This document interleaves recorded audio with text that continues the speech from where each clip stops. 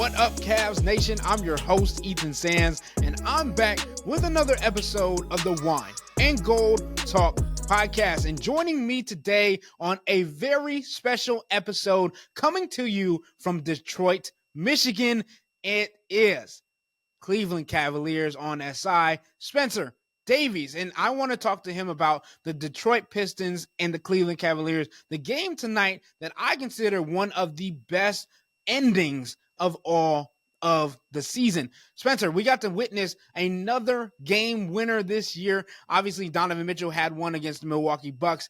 Now, Darius Garland, who had another one against the Milwaukee Bucks, going back and forth between Damian Lillard earlier this season. We got to see it again, this time on a play that was not designed for Darius Garland. So walk me through exactly what we got to see, what the emotions were like in the arena, hearing the arena going from up to down, all the different things that we got to see today. Yeah, no, it was crazy because Darius kind of actually went rover a little bit. Kenny Atkinson, he told us that the play was actually designed for Sam Merrill coming off a pin down on the left side. But Darius, he just decided to go full court and crossed up Asar Thompson. He said he had Jalen Duren kind of following him on his left and just let it fly from the logo, man. And to see that on the road, too, for somebody that hasn't covered a road game, and to see that and to hear the crowd, like you said, go from 100 to about a 0, just like with like it was a special moment for sure. And especially because the Cavs, they got lucky, as Kenny Atkinson put it. It was one of those situations where they were fouling Cade Cunningham on the 3-point line twice, George Niang first, and then Evan Mobley, who fouled Cade when they were down by 3. It was supposed to be a foul, but he fouled a little too late, and it was in motion. So they got lucky because Darius was able to kind of bail them out, and Darius had a terrific fourth quarter, big-time play, and that's what big-time players do. And that's exactly what Kenny Atkinson said. You mentioned it. I feel like we continue to talk about Darius Garland bouncing back from not only last year, but the narratives that were written and said about him, especially when it comes to his play in the fourth quarter in clutch games. He had 18 of his 25 points in the fourth quarter. He's a guy that the Cavs have continuously gone to, and especially in a matchup against Cade Cunningham, who was able to turn it on himself. I believe he had 21 points in the fourth quarter. You got to see a good matchup again, and this time again, what we talked about with the Damian Lillard matchup earlier this season, Darius Garland helped his team pull it out. And obviously there are a lot of different implications when it came to getting to that last shot, and one of them included Jarrett Allen, the friendly giant, as the Cavs call them this season and for his entirety with the Cleveland Cavaliers. But him getting into a little bit of a scuffle with Asar Thompson, I mean, that's not something that I generally would expect. We saw it once before in my tenure here coming to the Cleveland Cavaliers when he was against the Brooklyn Nets, went out Ben Simmons, maybe a player that the Cavs want to go get in the buyout market. But seeing something like that from Jarrett Allen, obviously there was something else behind that, and we got to talk a little bit more about that behind the scenes. Spencer, what did we see and what was told to us behind the scenes? Well, he got ticked off because Asar was chasing DG over his screen. JA was setting the screen, but while going over that screen, JA said he got hit in the face. And Kenny just said that he wished he would have kept his composure, but he understands because it is an emotional game. This is kind of what happens in between the lines. It was a very long last minute, by the way. And there were meetings of the minds up towards the middle of the court. We saw JB and Jalen Duren and Asar Thompson, Malik Beasley. On the other side, you had DG with Tristan and all the guys just kind of talking it out. It wasn't anything that bad, but clearly there were feelings a little bit hurt there. And, they said to us in the locker room, DG especially, just they got each other's back, no matter if he's in the right or if he's in the wrong. And in this situation, it was where JA, very, like you said, a gentle giant, friendly giant, somebody, it takes a lot to really tick off. And he got pretty mad. So he took matters into his own hands, ended up with a flagrant 2, got ejected. And, things came down to the stretch there too, because there were some technical free throws shot and, the Pistons cut it down, tied it at the end until DG hit his game winner. But Darius actually said that they won the game because of Jarrett bringing that side out. And, again, if that side gets brought out of Jarrett Allen, then it had to be something that was egregious. And, he said he got hit in the face. And so he retaliated, as they put it.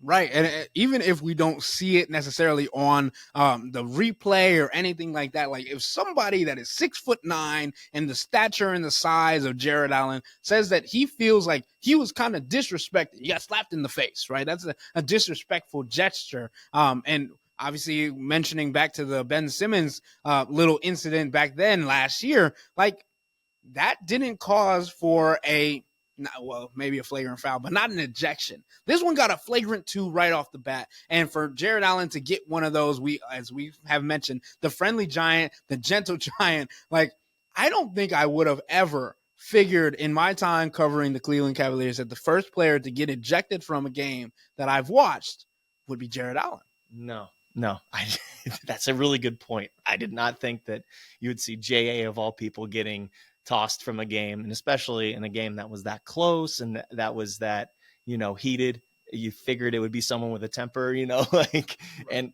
the Cavs do have a couple of those guys, but Jarrett clearly felt like he was, disrespected in a way. And obviously you get hit in the face and emotions come out. This is what happens in between the lines when you got two teams competing and really, trying to outdo each other. And, it was a physical game. It's like DG said, like he was getting pushed around in the rebounds. Jarrett's been really good on the glass, by the way, the last couple of games. But yeah, he was kind of getting shoved a little bit in the back and, the boxing out and all that stuff. And sometimes it comes to a head. He sits a screen again, trying to free up DG. Asar's chasing him around and Asar gets the left arm. And I thought he got him in the hip, but apparently Jay said he got him in the face. So you saw the result.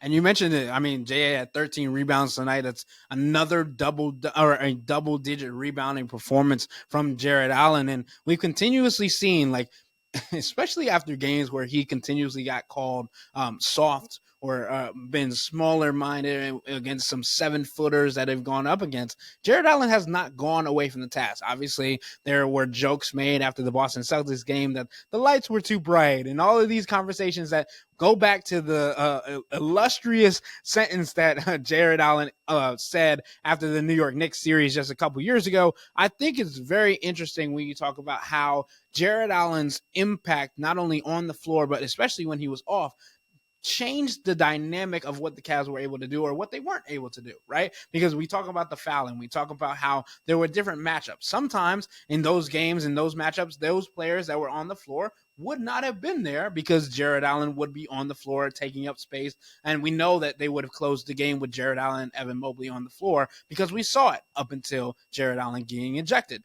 So when it comes to the fouling and when it comes to Kenny Atkinson saying that they wanted those situations and they wanted that to happen, but there were slip-ups. George Niang's foul that caused a 3-point field goal or free throw attempt for Cade Cunningham was not what they wanted, but they did want Evan Mobley to foul in that situation. He did it just a little bit too late. What did you think about that strategy, and do you think it was the right call by Kenny Atkinson and the Cavs? Yeah, I think so because Cade started to heat up. He started to see the ball go through. Like you said, he had a great fourth quarter. Honestly, I thought he was bottled up pretty good by the Cavs tonight. And the thing is, like, you could see the frustration kind of from Cade. He was, kind of throwing a little bit of the wraparound move, and he was trying to get to his spots. And the Cavs have done a really good job against primary players, I've noticed. Like you saw it again last game against Jason Tatum. They've done a good job on him all year. You saw it against Shai Gilgeous-Alexander in the home game against the Thunder. They do a really good job of making it difficult on the primary option. Cade Cunningham, I think this year, I still think he went 11 of 29 in this game. The last game before that, it was 9 of 26. They've done a really good job defensively on them. But like you said, Cade woke up in the fourth and he was just continuously in attack mode. He's really their only primary ball handler that can dribble and can play make for them. So it's tough when Detroit doesn't have another outlet for that to create. So I think it was the right strategy for them to foul. Evan just didn't execute it the best tonight.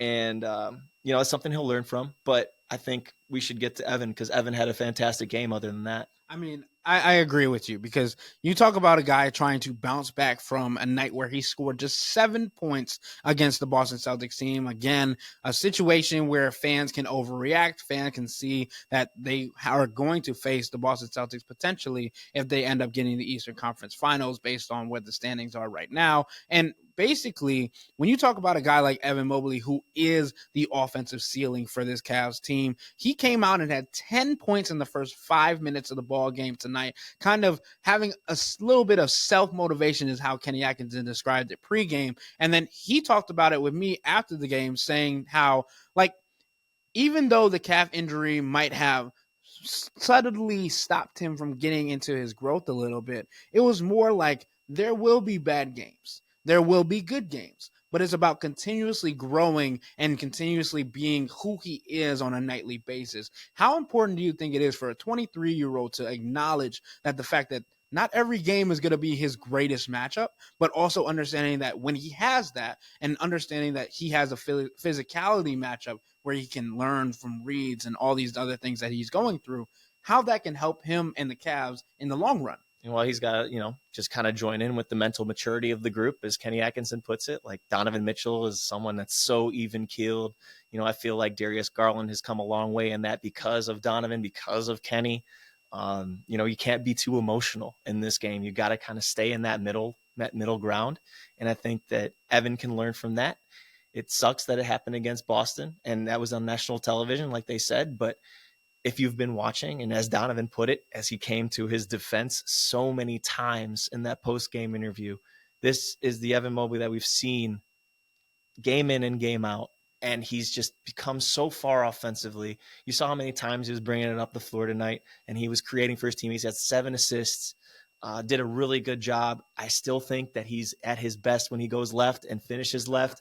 I call him a left-handed player. I know that he's ambidextrous, but man, when he goes left, he really can throw it down on you, and he's really dangerous in that. I loved tonight too. You saw a little bit more of that perimeter game that we saw before the injury, shooting the 3 out there. So now they got to think about closing out, or if they're in decision making, if they're going to close out on Evan, and then he can start attacking off of those, and then obviously driving kicks and whatnot.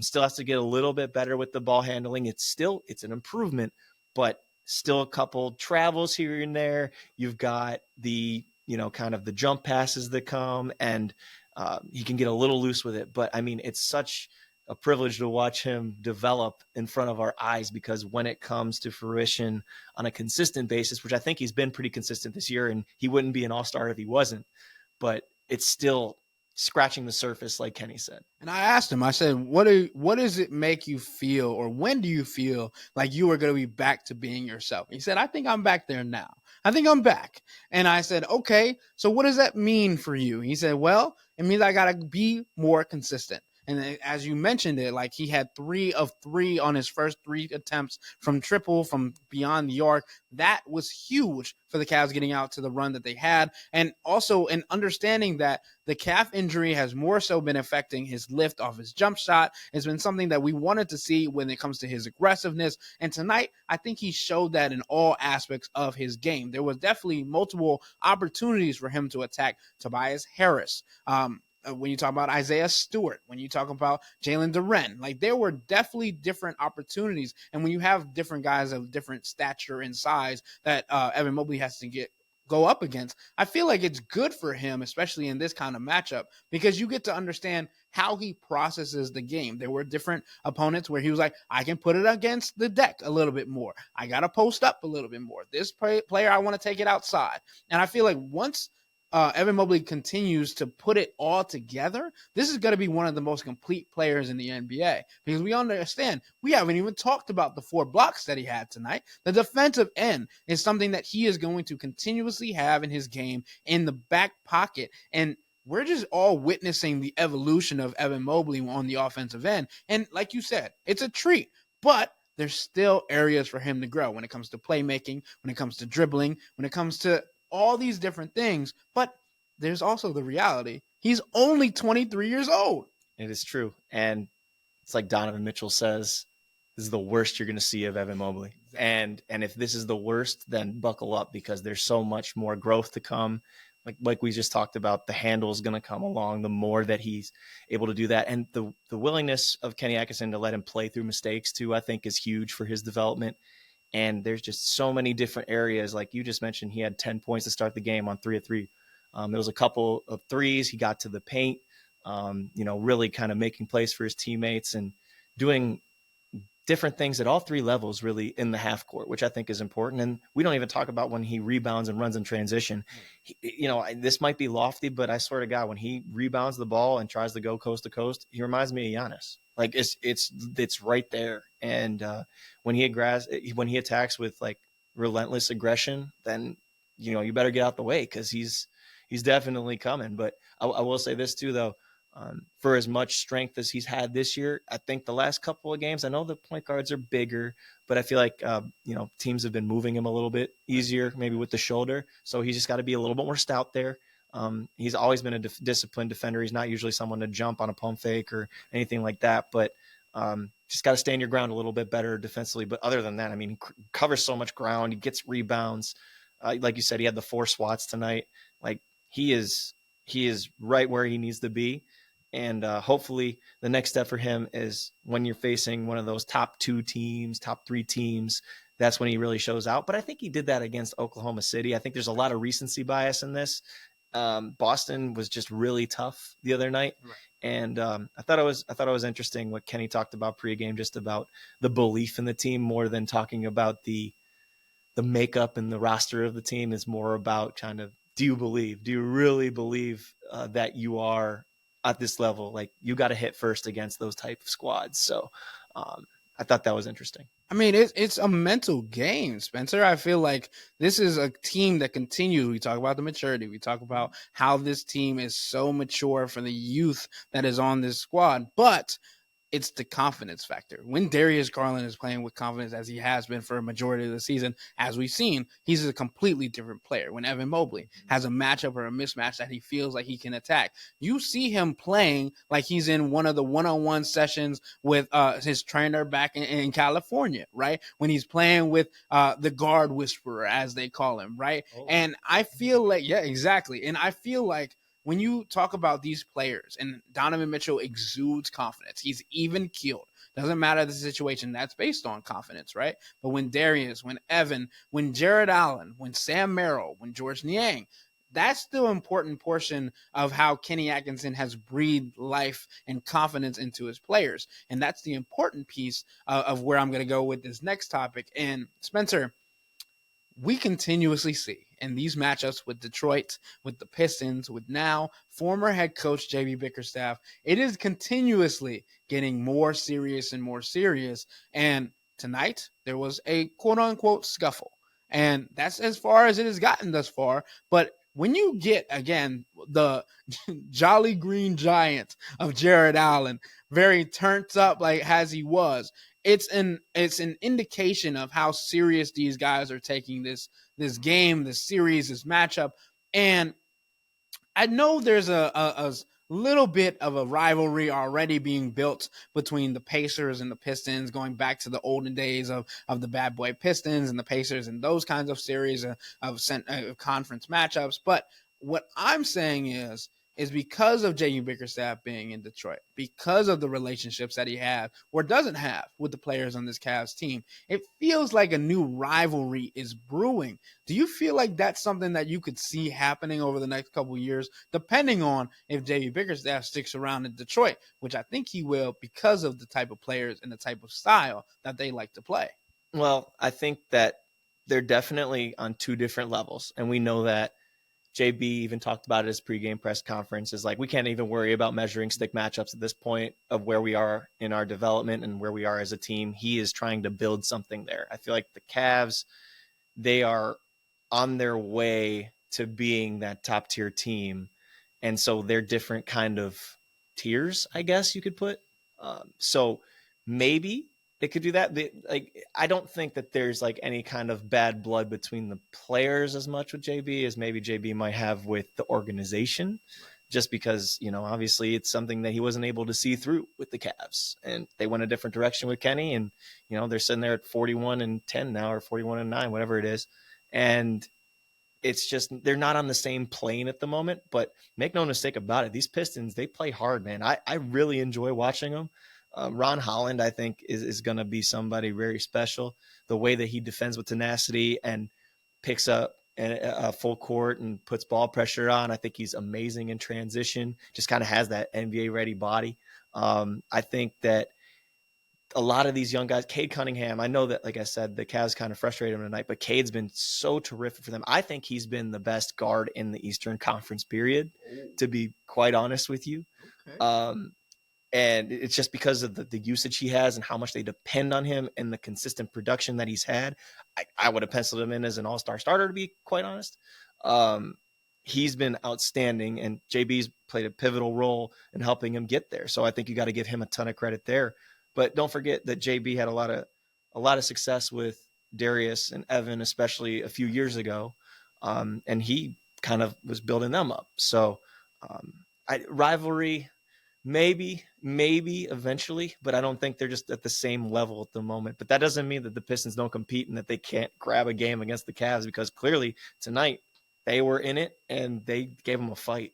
I think it's interesting, right? Because we talk about this situation with J.B. Bickerstaff, and obviously on this podcast, y'all know we give a whole lot of credit to J.B. Bickerstaff because he did a lot for this organization. That's where the defensive foundation came from. But when you also understand that he is an old school style coach, Kenny Atkinson, new school, trying to elevate the offensive end. Obviously, they need to lean on their defensive identity as they had. And in the previous 5 games coming into tonight's game, they were the top defensive rated team in the NBA, right? So we understand that this Cavs team still has the capability of being a top rated offense, and while also being a top rated defense. So putting those two together, I think the old school, gritty, determined mentality of J.B. Bickerstaff that he's instilled in his players, and Detroit being the bad boy Pistons air, I feel like this team could be, is something that I have taken note of when you talk about how important it has been for them to be physical. Isaiah Stewart just coming back from a suspension to play in the game, because free stew, man. Come on. That's what they said. Cade Cunningham and J.B. Bickerstaff before coming into playing the Cleveland Cavaliers. Free stew. So I think just the two different stylistic differences of these two teams make it more of a rivalry rather than like, oh, there's bad blood, right? I wouldn't say there's bad blood. Obviously, there may be for certain players, certain organizations, certain players, whatever. But I think when you talk about how these two teams differ in styles, obviously the Cavs leaning more on the offensive end and the Pistons leaning more on Cade Cunningham and the defensive end. I think when you talk about these two different things, it's the exact argument that the NBA and Nico Harrison was making earlier this week. Defense beats offense. Defense wins championships. I think the Cavs are continuously proving, especially after having the best defensive playoff percentage in the Knicks series, that their offense can take over and it can change how they're dynamic and also how their trajectory looks for this team. But before we go into anything else, I wanted to get your thoughts on the last topic of tonight's podcast, the trades around the NBA. We are literally sitting in Little Caesars Arena, and while other teams are mid-game, getting ready for games, all these other things, we are, and the Detroit Pistons are a part of this too, right? They had players traded to them mid-game. When it comes to where the NBA is, and we'll get to the individual trades and the importance of them in a second, but just the ability for organizations to trade players mid-game, during game, before game, after game, like literally 30 minutes before, after the buzzer sounds. Like, what does that mean for the NBA? It's a little messy, if you want to put it that way. I think Chris Haynes tweeted something out about how they're making sure that the league is making sure that they can't fly back on a plane with them or something like that in the same day, or like February 6th or something like that, around the trade deadline. It's interesting to me. I don't know how you fix it. I don't know how you fix it though, because the trade deadline is the trade deadline. You can't really change what's been in protocol. But that was pretty wild to be there. And, you learn about Jimmy Butler going to Golden State, and, figuring out where everyone's going. And originally Kyle Anderson's going to Toronto, and then Toronto doesn't work out. So he's going to Miami, and they're trying to figure out where to reroute him. We know, obviously, the Luka trade just kind of was the first domino to make all this fall. De'Aaron Fox goes to San Antonio, and Zach LaVine ends up in Sacramento. You got all sorts of moves happening on the margins, and also, those kind of franchise altering moves. So I don't know how you fix that, but it is definitely a little messy. And for that to happen before a game, I can't even imagine how you address that and how awkward that must be. But this is the business. This is how the NBA rolls, and you just kind of got to go with the punches. There were reports that Steve Kerr, because he was the Golden State Warriors, had to have this conversation before their game tonight. And there were reports that Steve Kerr came out of the meeting after having traded like Andrew Wiggins and some other players with his head down and like trying to like contemplate what it is. Exactly. Yeah. Like I just think, and that's the biggest one from tonight, I think, when you talk about player-wise, especially because Jimmy Butler also got, I believe, a 2-year, $112 million extension on the same day he gets traded. I think that's partially insane. I also think we'll have a different podcast on the final outcomes of these trades with probably Chris Fedor and Jimmy Watkins joining me on those podcasts. But the biggest one when it comes to overall changing the perception of the league and how the NBA finals and the NBA Western Conference finals and all those different things could be changed, obviously is tied to Luka Doncic. But the other thing is that the Lakers winning got Mark Williams from the Charlotte Hornets tonight. And obviously, when we talk about bringing in a lob threat, bringing in a guy that Luka Doncic can mimic his game that he took from Dallas and put it implemented inside JJ Redick's offense alongside LeBron James, how difficult do you think this Los Angeles Lakers team is going to be now when they have Austin Reeves, Luka Doncic, LeBron James, Mark Williams, and Roy Hachimura at their disposal at all times without giving up too many other pieces? Well, now I think you look at that and everyone's like, oh, okay, the Lakers don't have a center. What are they going to do? They went out. They didn't just get a center. They got a center that's young and hungry. I had the pleasure of interviewing Mark Williams just a few weeks ago for RG.org. And he was just talking about how like coming back from all these injuries has made him like even more just kind of motivated. And the game itself offensively, they were running him like a hub. They were having him do DHOs. They were having him make reads, whether it was him from the pocket or if he was face up, almost like a Nikola Jokic type of offense, at least what Charles Lee told us in that press conference. Mm-hmm. Mark defensively is great. He's great off of his feet. He actually doesn't dunk as much as you'd think. He's quick off of his feet, but he is just a big body out there. He's somebody that has, for the most part this year, stayed healthy. Hopefully he stays healthy in LA because he's definitely a big piece for them. And what I like about this for the Lakers now is that they have two young studs they can start with and also compete now. So you're addressing the short term, but you're also addressing the long term with Luka and Mark Williams in there. And now you have kind of a future past LeBron James whenever that time ends up coming up. So I love the move for them. I think that Mark Williams is a really good player, and he's barely even scratched the surface.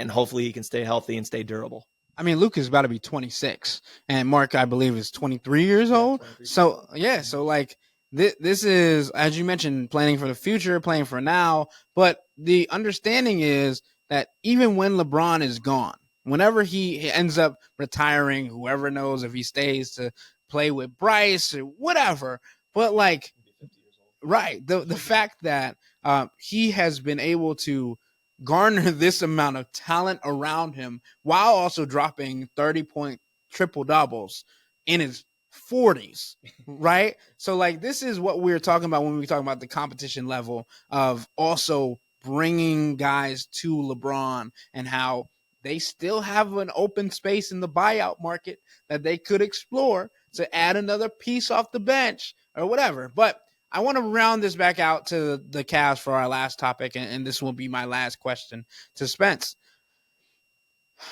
When it comes to the dominoes falling, when it comes to a lot of the different trades going on around the NBA, around the league, and how they are changing the landscape of not only the Eastern Conference, but also the Western Conference, do you feel like, obviously we know our friend of the podcast, co-host of the podcast, Chris Fedor has reported that DeAndre Hunter, Cam Johnson have been seeked out by the Cleveland Cavaliers. Do you feel like this makes it a more of a need for the Cavs to go and make a move tomorrow before the deadline at 3 p.m. Eastern?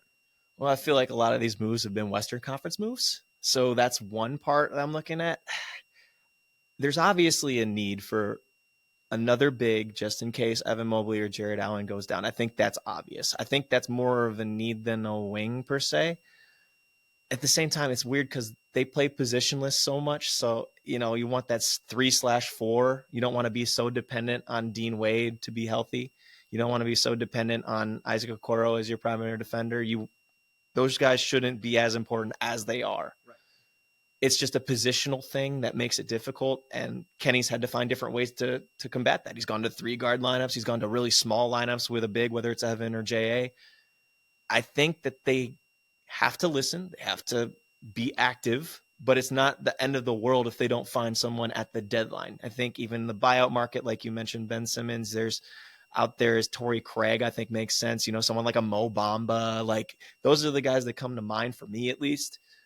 I don't know if some earth-shattering move is really going to move the needle as much as people may suspect. And yeah, they have to prove that they can play with the top teams, but I think they did that in the OKC game. I know I keep going back to that, but that was a really, really good game, really good execution by them.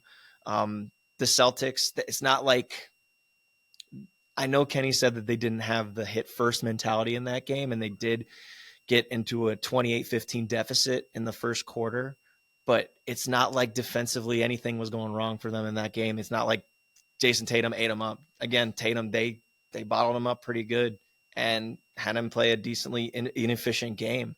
It was the offense that didn't play well. If Evan Mobley would have had even a halfway decent night offensively, we could have been talking about a different story in that game. So this is why it's hard to evaluate. And I'm sure the front office, Kobe Altman, Mike Gansey, Brandon Weems, they're all probably thinking, how do we approach this? What's the balance of this? But you would be foolish, as Kenny Atkinson said, not to listen and to see if there are upgrades. And judging off of Kenny Atkinson's last couple press conferences, his tone's shifted a little bit. So I'm thinking that they're probably talking to some people, and we'll see how it ends up shaking out because the deadline's at 3 p.m. tomorrow. So.